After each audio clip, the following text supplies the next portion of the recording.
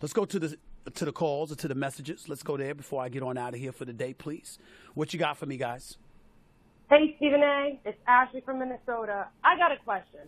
Every time I'm with a group of guys and we're talking about our favorite movies, everyone goes nuts about my favorite movie, White Chicks. They go nuts because they think it is not a good movie at all. And to me, it's my favorite movie. It makes me laugh. It makes me cry. I can watch it all day, every day, no matter what. What do you think about that? I don't agree with you. I didn't like it. You know why? Because they didn't look white. They looked pasted. Okay, so let's get that out the way. These are the Wayans, Marlon and his brother. But I love the Wayans. I'm a huge fan. Mad respect to the family business. Okay, Keenan, Damon and the crew, special brothers. And they've done a lot for black folks in the industry. And they deserve far more props than they're ever given. They will always get love from me. I just wasn't feeling White Chicks that much, that's all. I liked Marlon. I'm in the recent movie with Ben Affleck and Matt Damon about Jordan. I liked Marlon Wayans in that movie. I'll tell you that much. Next caller, what's up? What's up, Steven? It's your boy Austin again. I was wondering if I'm on a dry spell right now, you know, with the females, with the ladies, you feel me? What do I got to do to get out of this dry spell, man? It's been going on a, nice, 19 years without any play, man. So, what? I need you to tell me, I need you to, tell me what to do to get out of this dry spell, because I'm only 19 years old, and it's looking pretty. Oh, you're only 19 right years now, old. It's not looking too good. So okay, stop. Cut them off. First of all, these messages are too damn long. I'm limiting y'all to 20 seconds from now on. Y'all getting on my damn nerves with these long-ass messages. Stop it. Get to your point. Secondly, you sound high. Either high or you were high and just getting out of it. That's how you sound, okay? I don't know whether it's true or not, but that's how you sound. Thirdly, you scared the living hell out of me because you indicated that it's been 19-year drought, like it's 19 years you've been without. I was like, yo, you just don't have it, brother. You just don't have it. Ain't no excuse for no 19-year drought.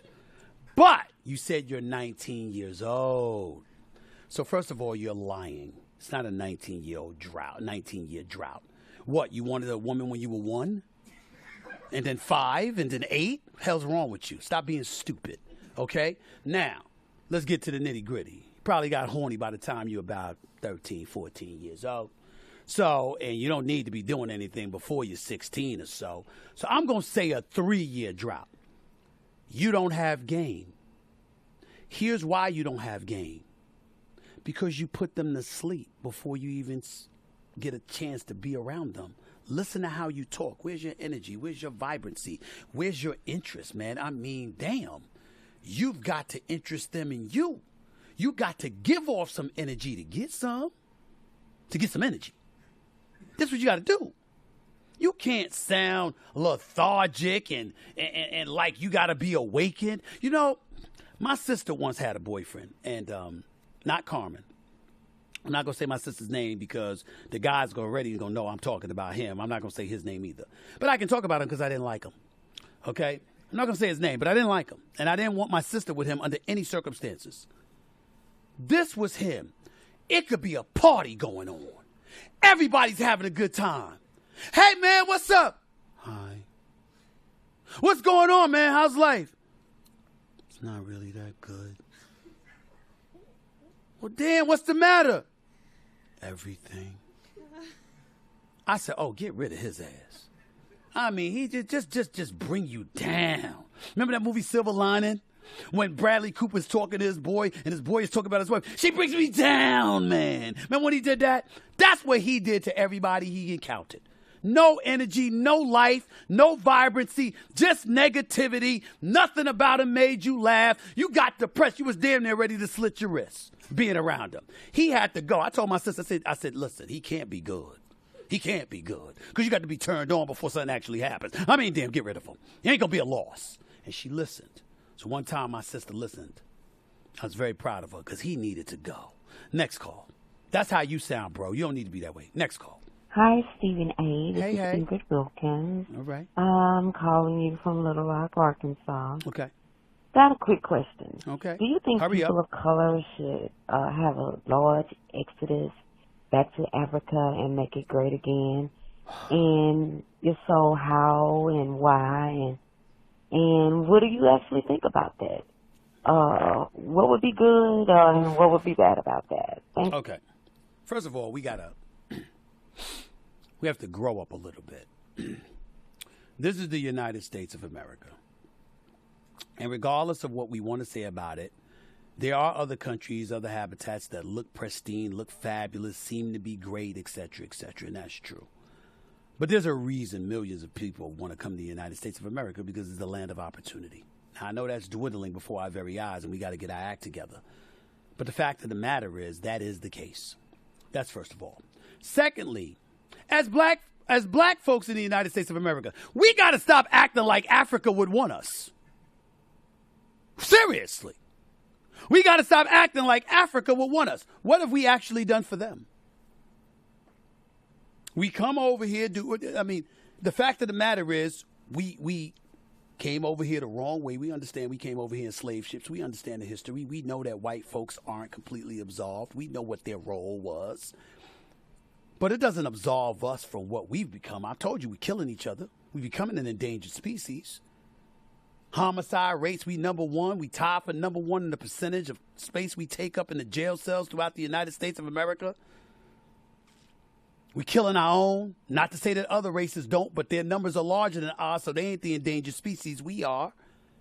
We're not respecting one another. Don't get me started with how we treat our elders. What makes you think Africa would want us back? And by the way, the mass exodus that you're talking about, how are we going to put that together? Because we got to look out for one another in order to do that. The only thing we ever come together about is when we're voting for the Democratic Party. Because they've gotten about 90+% of our vote for the last 50+ years. Outside of that, we can't agree on anything. What makes you think Africa would want us? We have to do better. We, me, you, anybody black. And we have to be appealing and attractive enough for folks in Africa to want us back, assuming we'd want to go. Just a thought. 2 more calls before I get on out of here. Who's next? Hey, my name is Price, calling out of Cleveland, Ohio. One question for you here. If you had a team in the finals, would you take Eric Spoelstra or Steve Kerr to coach that team? The only reason why I ask is Kerr has never proved anything outside of Steph Curry, and then Eric Spoelstra has proved constantly to get in the playoffs regardless of who's there. So just let me know. I would tell you it's a tough call, because I get your point about Eric Spoelstra playing 7 undrafted players, getting to the finals, doing the things that he's been doing. He's a phenomenal coach, no question about it, and a 2-time champion. But how am I going to take anybody off of Steve Kerr? If you're going to throw shade on Steve Kerr, then you got to throw shade on Phil Jackson. Phil Jackson didn't have Kobe or Jordan. He had them both. And Shaq. And Pippen. And Rodman. And Gasol. If you're going to throw shade on Steve Kerr, you got to throw shade on Phil Jackson. And I ain't throwing any shade on the 11-time champion. That's Phil Jackson, who won 6 with Chicago and 5 with L.A. He's Phil Jackson.